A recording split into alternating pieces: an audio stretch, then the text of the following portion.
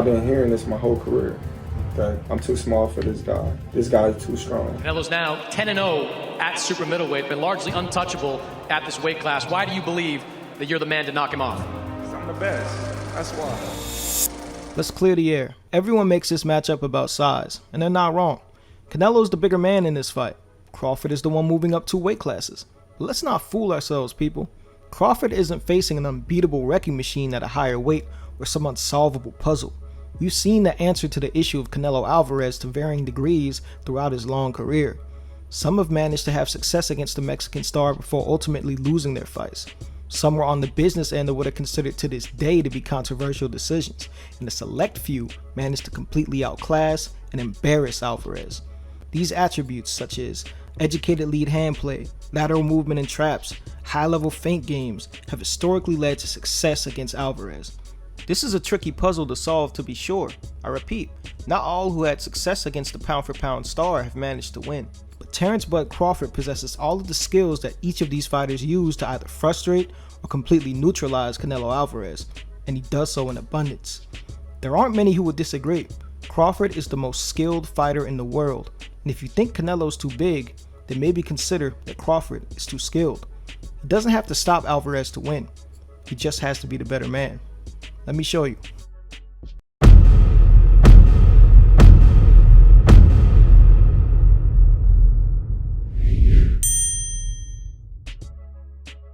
Crawford's lead hand will likely largely neutralize Canelo. While in recent years Canelo has developed himself into a stalking pressure fighter, at his heart he remains a front foot counterpuncher. Finding timing and rhythm are pivotal for him to be able to enjoy success in the ring. This is one of the many reasons why fighters who employ an educated lead hand have been able to frustrate him so often. Non-committal lead hand probes and feints keep Canelo guessing his opponent's rhythm and prevents him from being able to properly find the timing to counterpunch. Since these lead hand probes and feints stifle his counterpunching setups, they can lead to periods where the already low volume Canelo is relatively inactive and not throwing punches.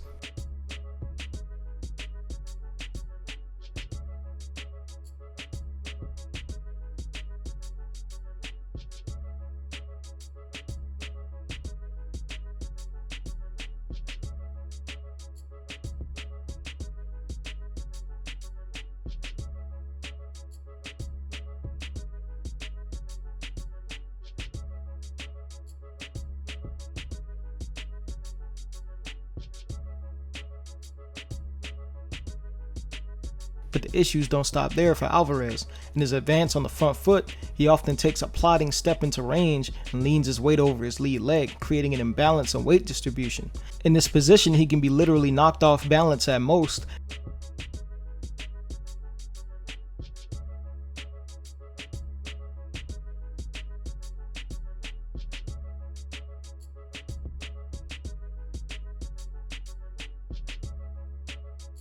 And at the least, be forced off his lead foot and have his posture broken by lead hand probes.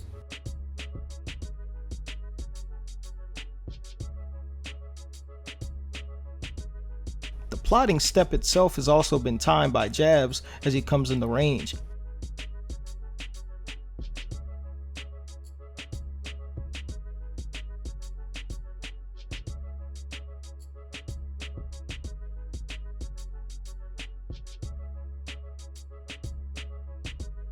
Lead hand probes and jabs as his op circle frees his feet and momentarily keep him from advancing.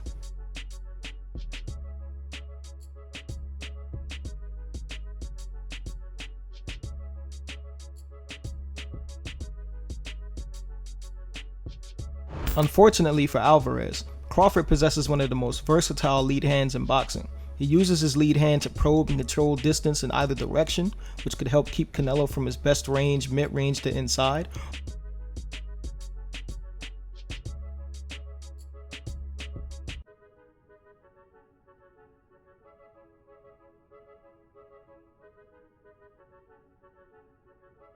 or alternatively frees his opponent's feet while he circles,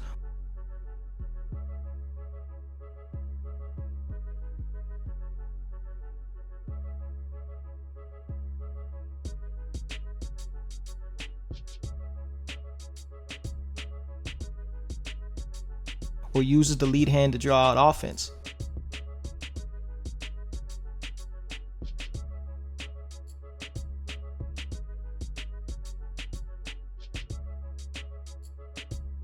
Crawford can disguise his jab from numerous hand positions and head slots, making it that much harder for Canelo to time. In the open stance, Canelo isn't prolific in the lead hand battle as he prefers to keep to his high guard. The open stance's aligned lead hands means that the jab lane is clogged by the opposing lead hand, so normally this will lead to a joust between the opposing lead hands to control the lane. Top hand wins. Canelo doesn't usually participate, and if he does, he doesn't seem to understand the idea behind it. If he occasionally wins the top hand, he doesn't establish a jab. He instead prefers to attempt to feint the probe out of position or try to avoid the joust entirely by pre-slipping and dropping his lead hand or swatting the probe away, giving his op more opportunities to land.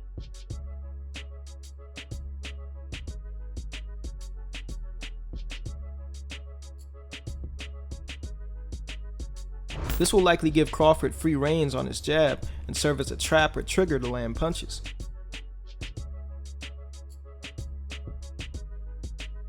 Regardless of stance, Alvarez's jab defense is already generally suspect.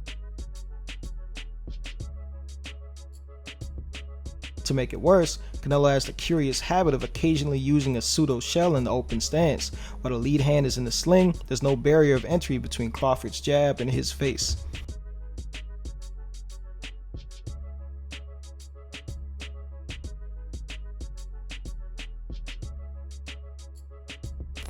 Crawford will likely give Canelo fits with his movement and traps.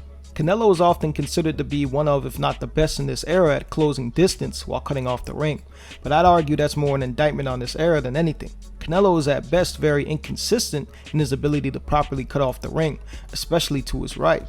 Canelo tends to forego a boxing stance and walk when his opponent is disengaged to his right, sometimes crossing his feet relative to his opponent. Crossing your feet breaks your base for a long period of time. During the cross, you aren't in a boxing stance, and you have to recover with the opposite foot back into a boxing stance to recover your base. Both are slower than fundamental steps, so Canelo, who's already not the fleetest of foot, will likely have his hands full with Bud Crawford.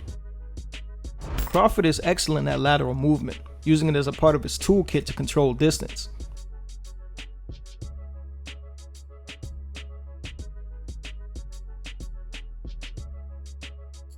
Chiefly though, he's able to set disengagement traps in the form of the lateral trap.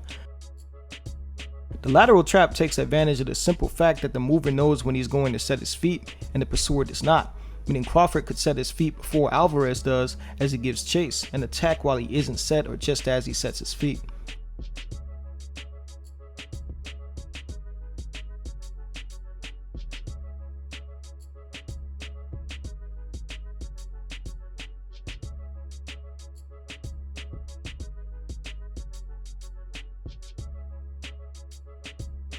Which could be exacerbated by Canelo's tendency to walk nonchalantly or cross his feet.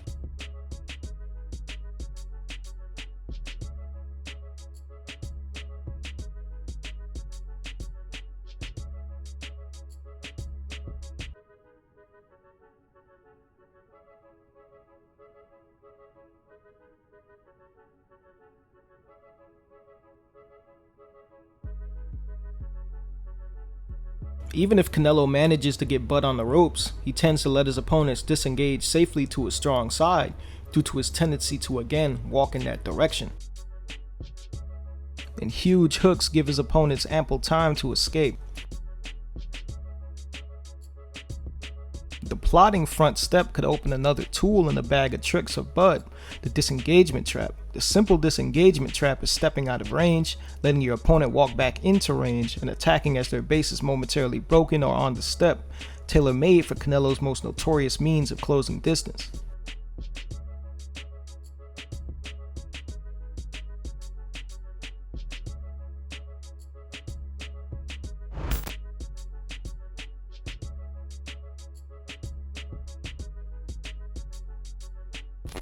Canelo's guard will likely get picked apart by Crawford.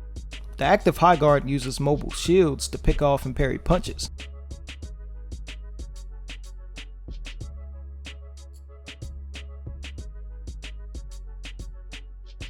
and Canelo builds it into his athletic head movement to form a robust defensive system. But said system is reactionary in nature. His gloves can be drawn out of position by the same feints and probes that we've already mentioned. Furthermore, it's still a high guard at the end of the day, so the usual openings around the shields and down the middle still exist.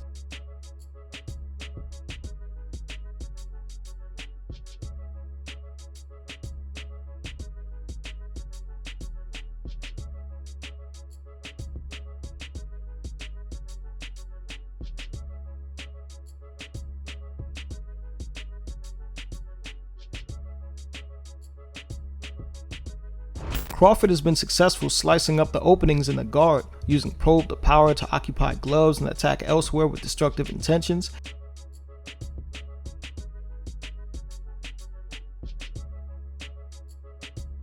Combining probes and feints to land from the outside or feint his op out of position.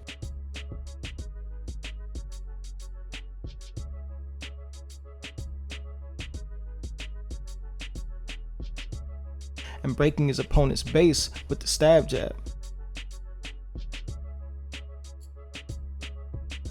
Attacking Canelo's high guard will also sometimes force him to disengage straight back or crosswalk, stopping his pressure and leaving him on the line of attack. But more on that later.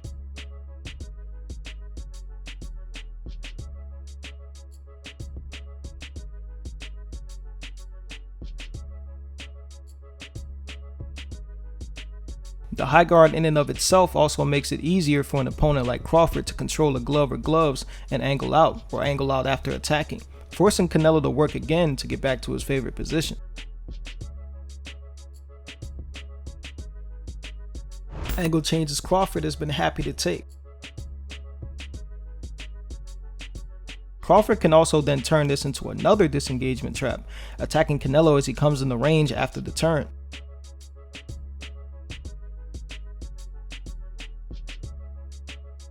Crawford can do the same after breaking Canelo's base, again attacking the plodding step back into range. Canelo's head movement will likely put him in poor positions against Crawford. Canelo possesses flashy and dynamic head movement that has dazzled the boxing world and his opponents alike, but not all that glitters is gold. While Canelo is a skilled counterpuncher, when he gets into his head movement bag, he sacrifices that ability pretty much entirely. If he's moving his head a lot, usually nothing is coming back. Yeah, and you're at least a jab. Lots of jabs, nothing landed. However, Canelo is moving and not punching. We mentioned before that probes and feints can disrupt Alvarez's timing and guard. Probes and feints, in combinations thereafter, can also draw out Canelo's defensive head movement that's a part of that same reactionary system.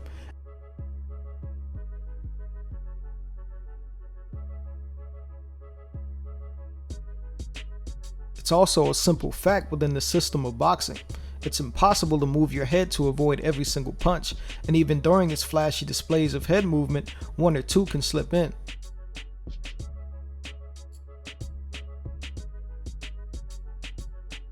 Attacking Canelo with swivel jabs disrupts the order of punches that he usually expects, so he's had issues defending the combination.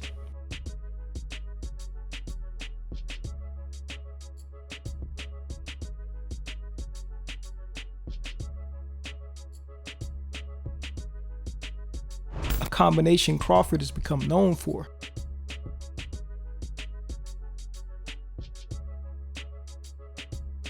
Furthermore, Canelo often pulls to avoid punches. These hard pulls onto his rear leg can become a balance issue that he may solve by combining the pull with a shuffle or a step back. But in more egregious examples, he'll often fall into the familiar crosswalk before having to regain his balance. Either way, continued offense usually will force him straight back, which has him give up pressure and positioning while remaining on the line of attack.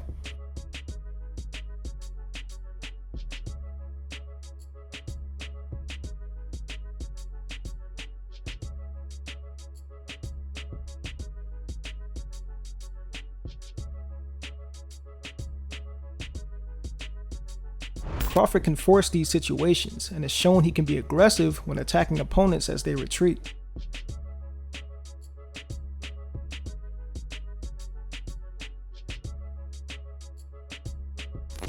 It's no stretch to say that Crawford is arguably the best counterpuncher in boxing, but the Mexican star has hell to pay for a litany of reckless mistakes that have flown by unpunished against lesser opposition or opponents that weren't skilled counterpunchers.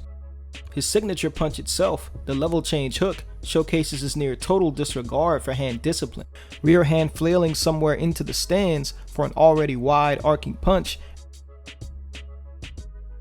If not the shovel hook, hooks or uppercuts with similar defensive irresponsibility or a tendency to leave his feet.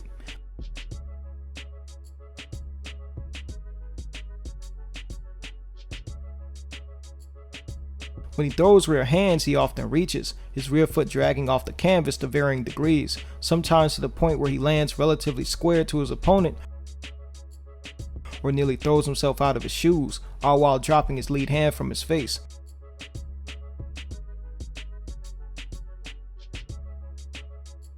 Even if the rear foot drags a relatively short distance, Canelo's weight stays momentarily stuck on the lead foot while he's still in punching range. I can't imagine a worse position to be in against Crawford, who regularly punishes reaching opponents with hard counters.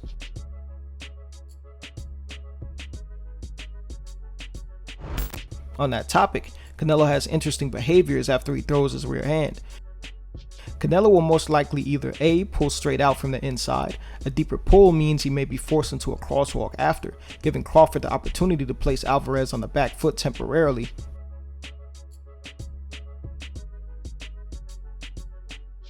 B, admire his work, meaning he's not prepared to effectively defend himself.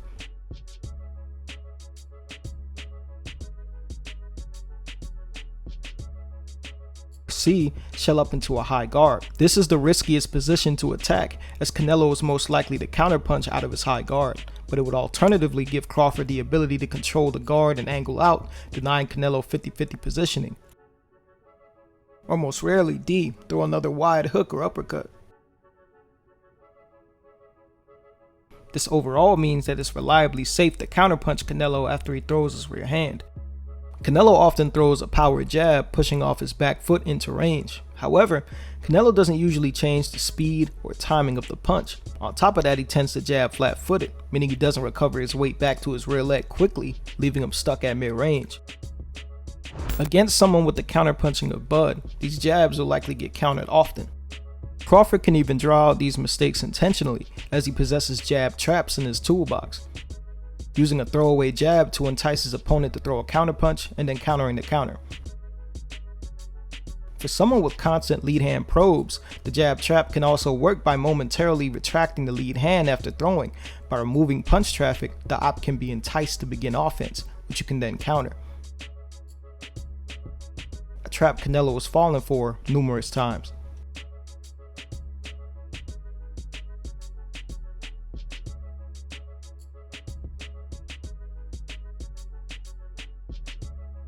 Canelo Alvarez is a greatly skilled fighter, but he suffers from a style mismatch that favors his opponent in a way that we haven't seen since Bivol and Mayweather. The superior ring general will control where and when engagements take place. The lead hand and lateral movement will keep Alvarez away, frustrate and annoy him until that gas tank begins to wear thin as he wings huge power shots and gets countered to death by the most skilled fighter in the world. Terence Crawford by UD.